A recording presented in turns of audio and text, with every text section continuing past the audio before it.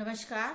मैं उत्तराखंड की जिया साहित्य कुटुंब से जिया हिंदवाल गीत आप सभी का स्वागत करती हूँ आज की बेहतरीन शाम में।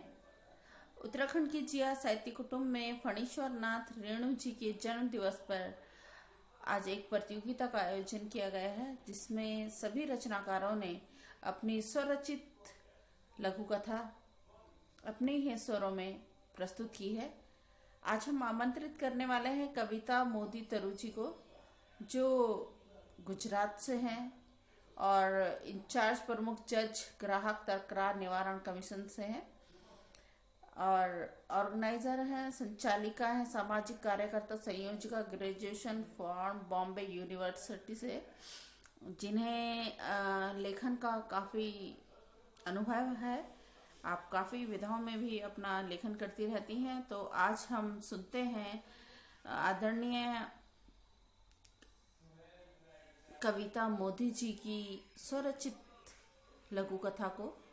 तो जोरदार ताली से स्वागत कीजिए और 1 मिनट तक वीडियो आप अवश्य देखिएगा, क्योंकि तभी आप समझ पाएंगे कि आखिर लघु कथा में कौन सा पॉइंट मेन है और लघु कथा आपको कैसी लगी।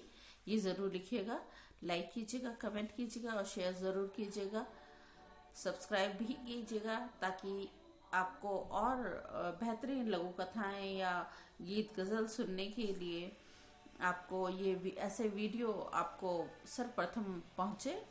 तो बहुत बहुत स्वागत है कविता मोदी जी का, जोरदार तालियों। नमस्कार, मैं कविता मोदी भरूच से। साहित्यकार फणीश्वर नाथ रेणु जी के जन्मदिवस पर उत्तराखंड की जिया साहित्य कुटुंब में के तत्वाधान में अपनी रचना प्रेषित करती हूँ और लघु कथा का शीर्षक है एहसास। एक गांव में राय सिंह नाम का ठेकेदार था और उसके वहाँ काम करने वाला आनंद, उसने देखा कि कमली नाम की लड़की का उसके बेटे ने छेड़छाड़ की, उसको परेशान किया। सब इकट्ठा मिलके उसको परेशान कर रहे थे, लेकिन गांव का ठेकेदार जो ठहरा उसको कोई बोल नहीं सकते थे। और आनंद, उसके माता पिता बचपन से राम सिंह के घर नौकरी करते थे, खेतीबाड़ी का ध्यान करते थे। और उसके मर जाने के बाद आनंद राम सिंह के घर ही पला बड़ा हुआ, लेकिन राम से उसको बहुत जुल्म करता था, उससे बहुत काम करवाता था। तो इससे तंग आकर आनंद ने वो मजदूरों का संगठन बनाया और उसका वो नेता बन गया। फिर जब उसने सुना कि मजदूरों की एक बेटी थी कमली नाम की, उसके साथ उसका राम सिंह का बेटा रंजित वो बहुत तंग कर रहा था, तो बार बार वो शिकायत करते थे कि वो मेरे आने जाने के रास्ते में खड़ा रह जाता है, अनाप शनाप बोलता है, जो नहीं बोलना चाहिए वो भी बोलता है। और फिर धीरे धीरे उसका जुल्म बहुत बढ़ने लगा। रंजीत ने एक दिन कमली की शारीरिक छेड़छाड़ी की, तो वो रोती बिलखती हुई आनंद के पास आई और बोलने लगी, भैया मुझे ये बचाओ, ये बहुत ख़राब है, ये बाप बेटे मुझे बहुत तंग करते हैं और जो काम करती हूँ उसके पैसे भी नहीं देते हैं और मुझे शारीरिक बहुत कष्ट देते हैं। तो ये बात सुनकर आनंद बहुत खलबला सा गया और उसने सोचा कि ये तो गलत है। अब वो ठेकेदार ठहरा तो ऐसा थोड़ी कि उसका बेटा कुछ भी कर सकता है। तो उसने संगठन को सबको एक सभा बुलाई और सबको बोला कि चलो हम लोग ये कमली के न्याय के लिए हम इनके पास जाएंगे।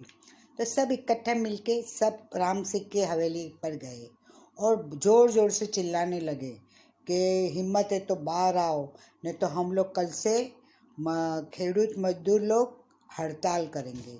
ये सुनकर राम सिंह और उसका बेटा रंजीत हवेली की बाहर गैलरी में आए तो चिल्लाने लगा कि क्यों इतने ज़ोरों से चिल्लाता है, मेरे टुकड़ों पे पला हुआ तुम मेरे सामने बोल रहा है। तो आनंद ने बोला, आपने मुझे खाना दिया, जो भी दिया मुफ्त में नहीं दिया, मेरे से बहुत काम करवाए।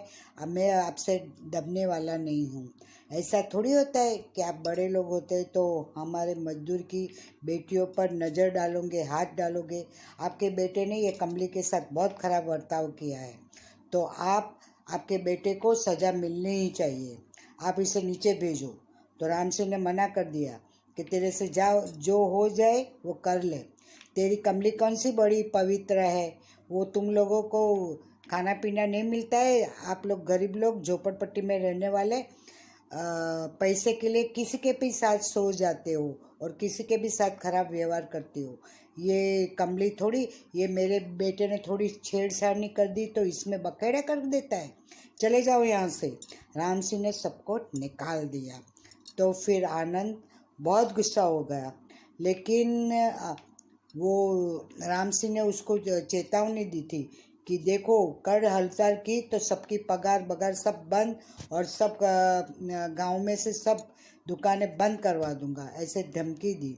फिर आनंद रात को जा रहा था, वो बात वहाँ पर ख़त्म हो गई। लेकिन जब जा रहा था ना, तो एक अंधेरे में से किसी की आवाज़ आई।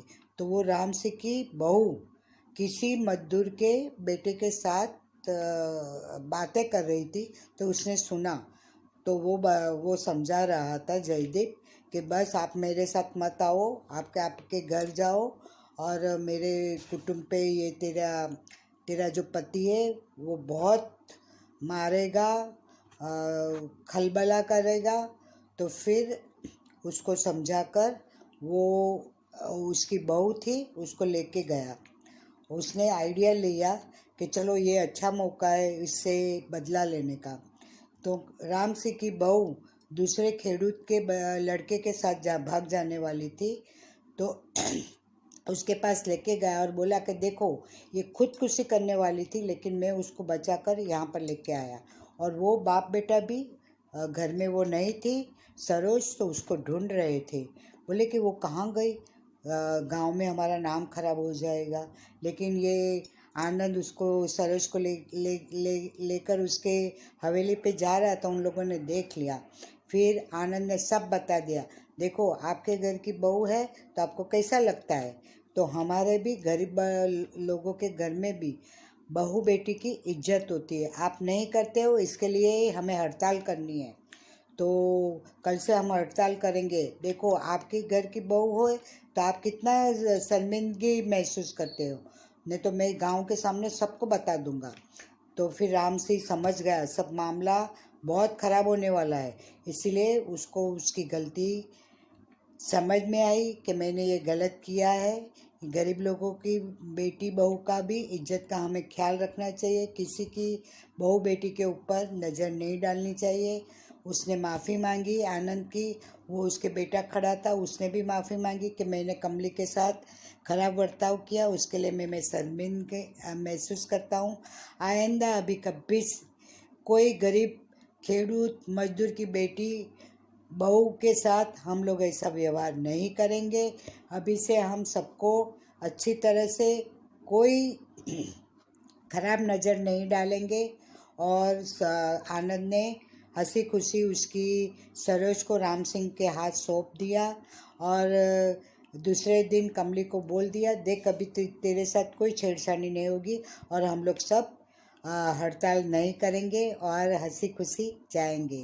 तो इस कहानी से हमें ये सीख मिलती है कि सब जगत में कितनी भी बहू बेटी है तो हमारे लिए किसी की होती है, लेकिन किसी के घर की बहू होती है, बहन होती है, बेटी होती है, तो सबकी इज्जत का ख्याल रखना हम सब का परम धर्म बनता है। बस, तो ये अंतर्राष्ट्रीय महिला दिन भी आ रहा है, तो महिलाओं का हमें सम्मान करना है, किसी के ऊपर छेड़छाड़ी नहीं करनी है, छोटी बच्चियों पर रेप नहीं करना है, बलात्कार नहीं करना है, नहीं तो सबसे बड़ी कड़ी की कड़ी सज़ा होनी चाहिए, ये मेरा मानना है। जय हिंद, जय भारत। ये मेरी लघु कथा मेरी स्वलिखित है, मौलिक है और आप सब इसे उससे बोध पाठ लो कि सबको नारी को सम्मान दो। थैंक यू, आभार।